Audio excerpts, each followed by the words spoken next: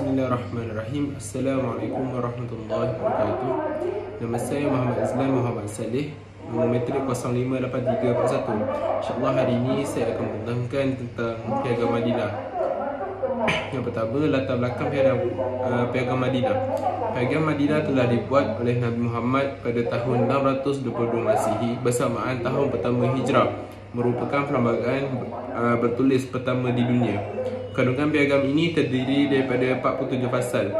23 pasal piagam tersebut membicarakan tentang hubungan antara umat Islam sesama umat Islam, iaitu antara Ansar dan Muhajirin. 24 pasal yang berbaki membicarakan tentang hubungan umat Islam dengan umat bukan Islam, iaitu Yahudi. Selain Piagam Madinah, ia juga dikenali dengan pelbagai nama seperti Perjanjian Madinah, Dustar Al-Madinah dan juga Sahifah Al-Madinah. Selain itu, Piagam Madinah juga boleh dikaitkan dengan Perlembagaan Madinah kerana kandungannya berbentuk peraturan-peraturan yang berasaskan syariat Islam bagi membentuk sebuah negara daulat Islamiah yang menempatkan penduduk yang berbilang bangsa atau kaum. Piagam Madinah Rasulullah SAW dalam rangka Piagam Madinah atau dikenali sebagai Perlembagaan Madinah, beliau telah mengikut bimbingan wahyu dan berdasarkan norma-norma masyarakat Madinah ketika itu. Terdapat 3 langkah yang diambil oleh Rasulullah dalam membentuk Piagam Madinah. Saya akan memberitahu sebab saya memilih tajuk ini. Saya memilih tajuk ini adalah disebabkan ingin memberitahu kepada semua tentang cara Rasulullah ingin memimpin umat Islam di Madinah.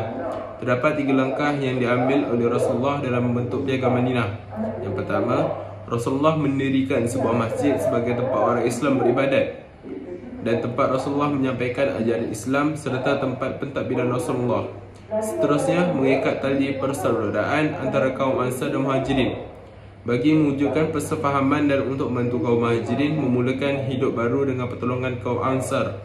Dan langkah yang terakhir, mengadakan perjanjian dengan orang Yahudi supaya sama-sama mempertahankan Madinah dari ancaman luar.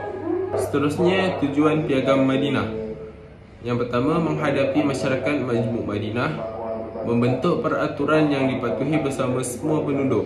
Seterusnya, ingin menyatukan masyarakat pelbagai kaum, ingin mewujudkan perdamaian dan melenyapkan permusuhan, mewujudkan keamanan di Madinah, menentukan hak-hak dan kewajipan Nabi Muhammad dan penduduk setempat, memberikan garis panduan pemulihan kehidupan kaum Muhajirin, membentuk kesatuan politik dalam mempertahankan Madinah, berangka persefahaman dengan penduduk bukan Islam, terutama Yahudi, dan terakhir sekali memberi peruntukan pampasan kepada kaum Muhajirin yang kehilangan harta, benda dan keluarga di Mekah. Selain membangun masjid raya sebagai tempat ibadah dan pusat dakwah Islamiah, Nabi menegakkan ukhuwah Islamiah atau persaudaraan sama umat Islam antara kaum Muhajirin yang datang dari Mekah, kaum Ansar, pribumi Madinah dan berbagai bangsa lain seperti orang Parsi, orang Rom atau Bizantium, orang Afrika dan sebagainya. Nabi mengukuhkan tali persaudaraan sama umat Islam, disatukannya antara orang-orang Muhajir dengan Ansar dan bangsa lain dalam persaudaraan yang penuh kasih sayang. Muhammad telah bersabda, "Mathalul mu'minina fi tawaddihim wa tarahumihim wa ta'atufihim mathalul jasadi idza istaka minhu 'udwun tada'a lahu sa'irul jasad." Maksudnya, kamu dapati orang-orang yang beriman dalam hal saling mengasihi, saling mencintai dan saling beribah hati di antara mereka bagaikan tubuh yang satu. Apabila salah satu anggota tubuh itu sakit, maka akan dirasakan oleh seluruh tubuhnya. Al-Muslim uhu Muslim la yuzlimuhu wa la yuslimuhu wa man kana fi hajati akhihi kana Allahu fi hajatihi wa man farraja an Muslim kurbatan farrajallahu anhu kurbatan min kurbati yaumil qiyamah wa man satara musliman satarahu Allahu yaumal qiyamah. Maksudnya, seorang Muslim adalah saudara bagi Muslim yang lain. Kerana itu, seseorang tidak boleh menyakiti saudaranya dan jangan membiarkannya tersiksa. Barang siapa yang memenuhi kebutuhan saudaranya, maka Allah akan memenuhi kebutuhannya. Barang siapa yang menghilangkan kesulitan orang Islam, maka Allah melepaskan kesulitan-kesulitannya di hari kiamat. Siapa yang menutupi aib dan kekurangan seorang Muslim, nescaya Allah akan menutupi aibnya di hari kiamat. Hadis riwayat Bukhari. Seorang Muslim dengan Muslim yang lain hendaknya menjalin persatuan tolong-menolong terhadap sesama mukmin dan saling berbuat kebajikan. Nabi telah bersabda, innal mu'minina lil mu'mini kal bunyani yashuddu ba'duhu ba'dhan. Maksudnya, sesungguhnya seorang mukmin dengan mukmin yang lain adalah bagaikan bangunan yang satu bahagian dengan bahagian yang lain saling menguatkan. Hadis riwayat Bukhari nombor 456. Persaudaraan antara pengikut Nabi, Muhajir dan Ansar serta bangsa-bangsa lain adalah persaudaraan yang sangat tulus.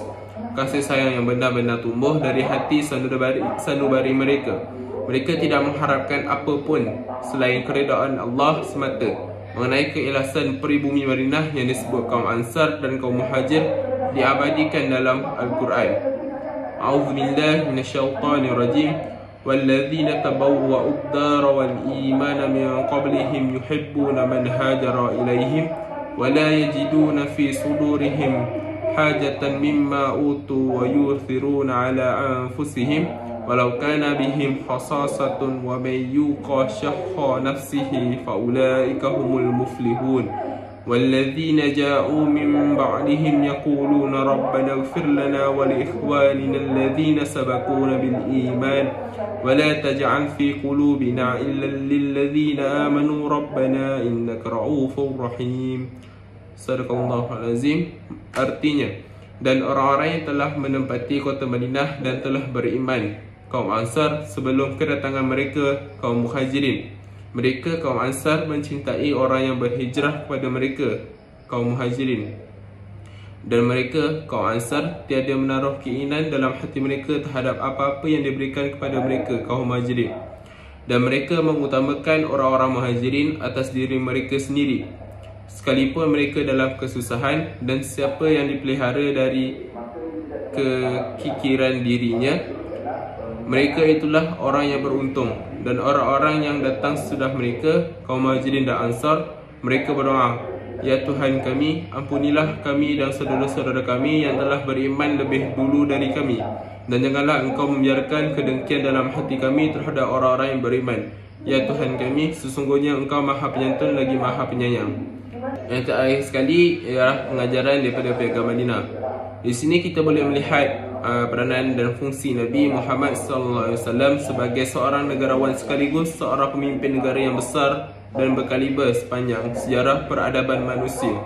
Di samping posisi beliau selaku seorang Nabi dan Rasul dalam agama, prinsip-prinsip hak asasi manusia dalam Piagam Madinah adalah: pertama, berinteraksi secara baik dengan sesama manusia, sama ada pemeluk Islam maupun bukan Islam. Kedua, saling membantu dalam menghadapi musuh. Ketiga, membela mereka yang teraniaya. Keempat, saling menasihati. Dan kelima, menghormati kebebasan beragama. Piagam Madinah merupakan landasan bagi kehidupan masyarakat yang plural di Madinah. Berikut adalah sabtasi dari Piagam Madinah.